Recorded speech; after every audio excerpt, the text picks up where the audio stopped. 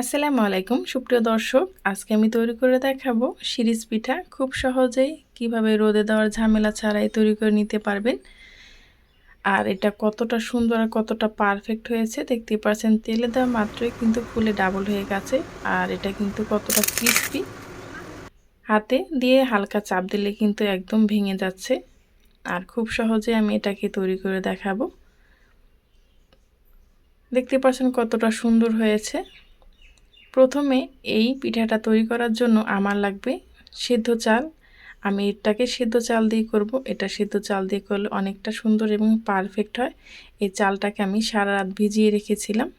তারপর আমি এটাকে ব্লেন্ডারে ব্লেন্ড করে নিয়েছি। আপনারা চাইলে শিলপাটাও এটাকে বেটে নিতে পারেন, তবে খেয়াল রাখতে হবে কোনো দানাদার ভাব যেন না থাকে, যেহেতু এটা সিরিজ দিয়ে তৈরি করব। সিরিজের এই ছোট্ট ছিদ্রটা দিয়ে কিন্তু তাহলে আটকে যাবে। আমি এখন এটাকে হালকা লবণ দিয়ে দুভাগে ভাগ করে নিয়ে নিলাম, একটা অরেঞ্জ আর একটা সাদা। আপনারা চাইলে সাদাও করতে পারেন অথবা যে কোনো কালার দিয়েও এটাকে করে নিতে পারেন। এখন আমি সিরিজে এভাবে এটাকে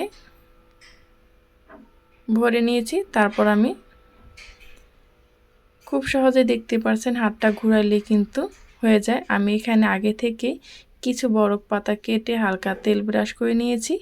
আপনারা চাইলে যে কোনো পলি কাগজ কিংবা শপিং ব্যাগও এই পিঠাটা তৈরি করে নিতে পারেন। আর খুব সহজেই কিন্তু এই পিঠাটা তৈরি করা যায়। দেখতে পাচ্ছেন সিরিজের ভিতর এভাবে ঢুকিয়ে হালকাভাবে হাত ঘুরালে কিন্তু এটা হয়ে যায়। আমি এখানে ছোট ছোট করে তৈরি করেছি, আপনারা চাইলে বড় করেও তৈরি করে নিতে পারেন। আর এই ব্যাটারটা যত সুন্দর মিহি পেস্ট হবে, এই পিঠাগুলো তৈরি করা কিন্তু ততটাই সহজ হবে। এটা যদি শক্ত হয় তাহলে কিন্তু এই পিঠাটা তৈরি করতে অনেকটা কষ্ট লাগে। আর দেখতে পাচ্ছেন খুব সহজে কিন্তু এই পিঠাটা তৈরি করে ফেলছি। ব্যাটারটা খুব সুন্দরভাবে পেস্টটা মিহি হয়েছে সেই জন্য। এই পর্যায়ে এসে যারা এখনও লাইক দেননি, প্লিজ একটি লাইক দিয়ে ভিডিওটা কন্টিনিউ করবেন।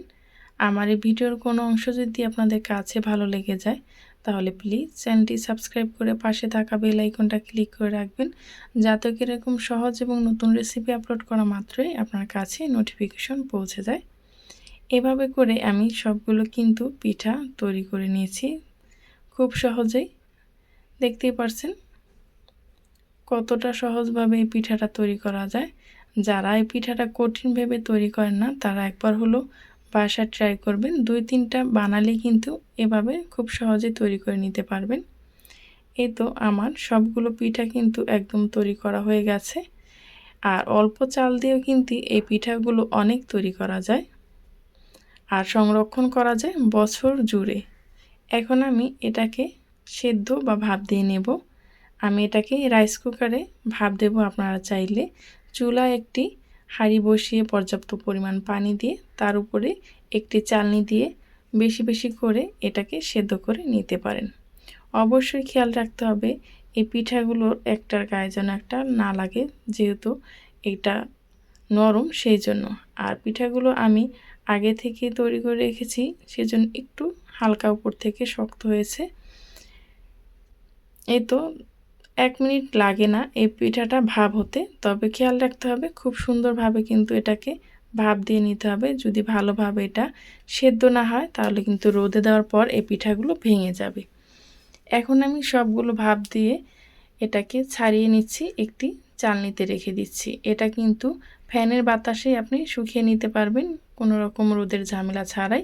যদি আপনাদের কাছে রোদ দেওয়ার কোনো অপশন থাকে তাহলে রোদে দিয়ে দিতে পারেন, তা না হলে ফ্যানের বাতাসে এটা রেখে দিলে কিন্তু খুব সুন্দরভাবে শুকিয়ে যায় এবং নষ্ট হওয়ার কোনো সম্ভাবনা থাকে না।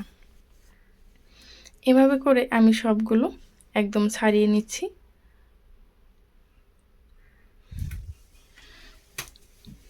আর খুব সুন্দরভাবে এটা সেদ্ধ হয়ে গেলে কিন্তু ছাড়াতেও কোনো সমস্যা হয় না, এমনিতে এটা উঠে যায়।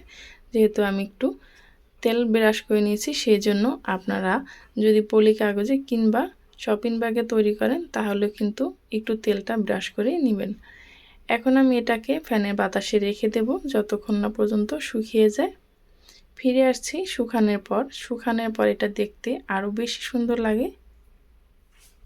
এই তো শুকানোর পর দেখতে পাচ্ছেন কতটা সুন্দর হয়েছে, আর কালারগুলো কিন্তু আরও গাঢ় হয়েছে। আর একটা পিঠাও কিন্তু ভেঙে যায়নি, ভালোভাবে সেদ্ধ হয়েছে সেই জন্য। এখন আমি এটাকে ভেজে নেব কড়াইতে পর্যাপ্ত পরিমাণ তেল দিয়ে। তারপর আমি এটাকে ভেজে নেব। আর খেয়াল রাখতে হবে তেলটা একটু ভালোভাবে গরম করে নিতে হবে, তা না হলে কিন্তু এই পিঠাগুলো ফুলতে চাইবে না। আর তেলটা গরম হয়েছে আর পিঠাগুলো খুব সুন্দরভাবে শুকিয়েছে, সেজন্য কিন্তু তেলে দেওয়া মাত্রই পিঠাগুলো একদম ফুলে ডাবল হয়ে যাচ্ছে।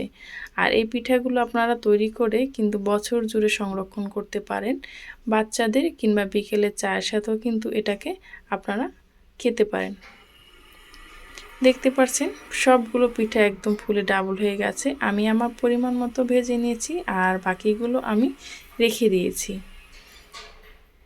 এই তো দেখতে পাচ্ছেন ভাজার পরে কতটা সুন্দর লাগছে।